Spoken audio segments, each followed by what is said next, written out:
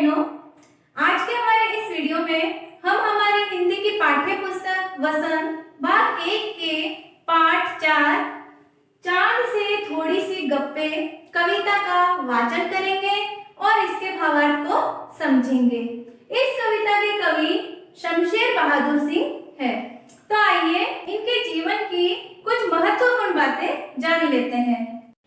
शमशेर बहादुर सिंह जी का जन्म 13 जनवरी 1911 को देहरादून में हुआ था। इन्होंने अनेकों कविताएं लिखी हैं और कविता की शुरुआत इन्होंने 1931 में करी थी। इनकी कविताएं हैं कुछ कविताएं, कुछ और कविताएं, इतने पास अपने, उदिता, अभिव्यक्ति का संघर्ष, बात बोलेगी, काल तुझसे होड़ है मेरी।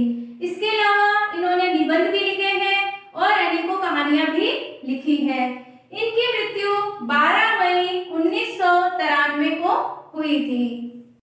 तो आइए इस कविता के सार के रूप में हम इस कविता के बारे में मोटी-मोटी बातें जान लेते हैं। इस कविता में चांद का जिक्र किया गया है। तो चांद का नाम आते ही आपको भी आ गई ना अपने बचपन की याद। कैसे याद कि जब आप छोटे थे, जब आप रोते थे, रात का समय होता था तो चुप नहीं होते थे। तो ऐसे में आपकी मम्मी या आपकी बड़ी बहन या आपकी दादी जो घर में होती थी तो वो क्या करते थे, आपको बाहर ले जाते थे और बाहर ले जाकर चांद को दिखाते थे। तो आप जब छोटे थे तब आप लोगों को भी चांद जब आकाश में दिखता था तब देखकर बड़ा अच्छा लगता था और आप रोना भी भूल जाते थे। तो याद आया क्या कहती थी मम्मी? मम्मी कहती थी वो देखो चंदा मामा, और आप बड़े खुश होकर के चंदा मामा को देखते थे। तो चलिए अब हम कविता की ओर बढ़ते हैं। इस कविता में एक 10-11 वर्ष की लड़की है, यानी कि एक छोटी सी लड़की है जिसकी उम्र कितनी है, 10 या 11 वर्ष। तो वह चांद से बातें करती है। उसके मन में बहुत सारी जिज्ञासाएं हैं। जिज्ञासाएं यानी कि प्रश्न, बहुत सारी बातें वह जानना चाहती है। तो यह जिज्ञासु है और चांद से बहुत सारी बातें पूछ रही है। वह चांद से पूछना चाहती है कि आपका मुखड़ा इतना गोल क्यों है, आप इतने चमकदार क्यों हैं, और कई बार आप तिरछे दिखाई देते हो, तो आप तिरछे क्यों दिखाई देते हो, आपने ये आकाश रूपी जो वस्त्र पहन रखे हैं ये क्यों पहन रखे हैं। तो आइए ये सब जानने के लिए हम शुरू करते हैं हमारी आज की कविता चांद से थोड़ी सी गप्पे। गोल है खूब मगर आप तिरछे नजर आते हैं जरा, आप पहने हुए हैं कुल आकाश तारों जड़ा, सिर्फ मुंह खोले हुए हैं अपना गोरा चिट्टा गोल मटोल, अपनी पोशाक को फैलाए हुए चारों सिंह।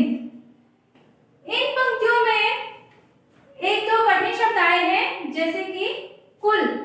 कुल यानी कि होता है सारा या पूरा। एक और शब्द आया है सिम्त। सिम्त का अर्थ होता है दिशाएं।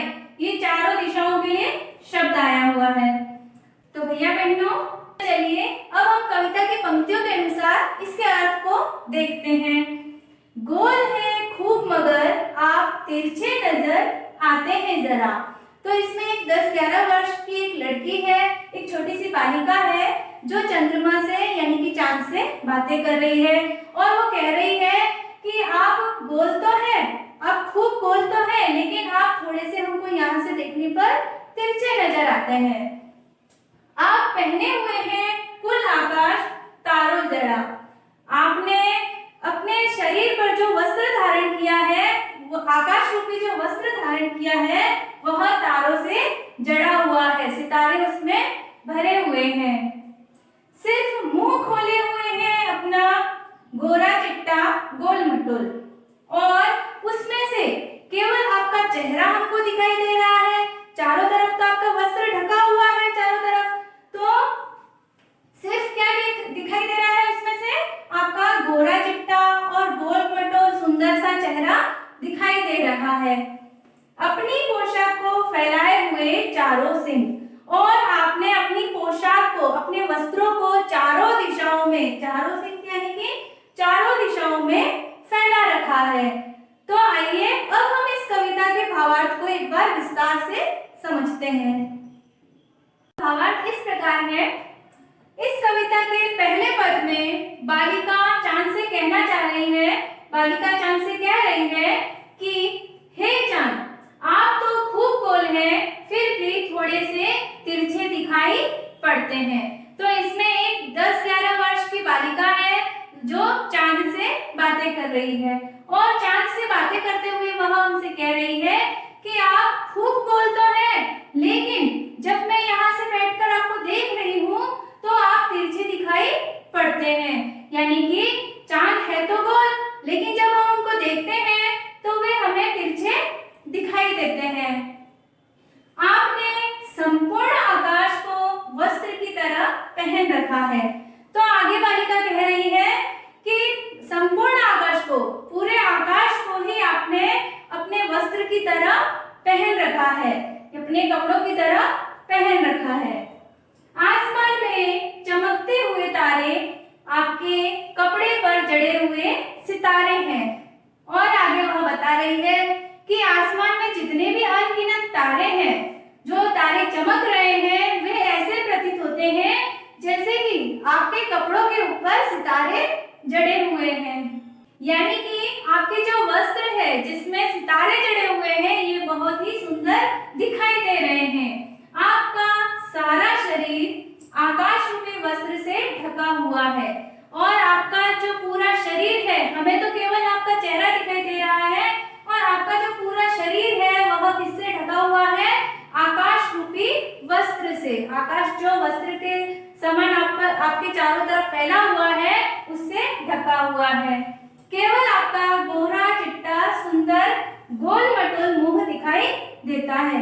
तो हमें जब हम चांद को देखते हैं तो हमें क्या दिखाई देता है? केवल चांद का गोल मटोल मुंह दिखाई देता है। तो चांद का मुंह कैसा है? गोरा चिट्टा है, सुंदर है और गोल मटोल है। तो जब हम चांद को देखते हैं तो हमें केवल चांद का चेहरा ही दिखाई देता है और उनके बाकी अंग तो आसमान से ढक चुके हैं। आप अपनी पोशाक को चारों दिशाओं में फैलाए हुए हैं और आप क्या करते हो?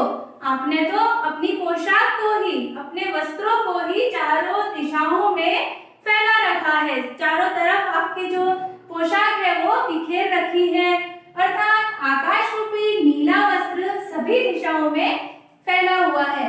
यानी कि आपने जो नीला वस्त्र पहन रखा है, आकाश के रूप में जो नीला वस्त्र पहन रखा है, यह चारों दिशाओं में फैला हुआ है। तो भैया बहनों, इन भावार्थ को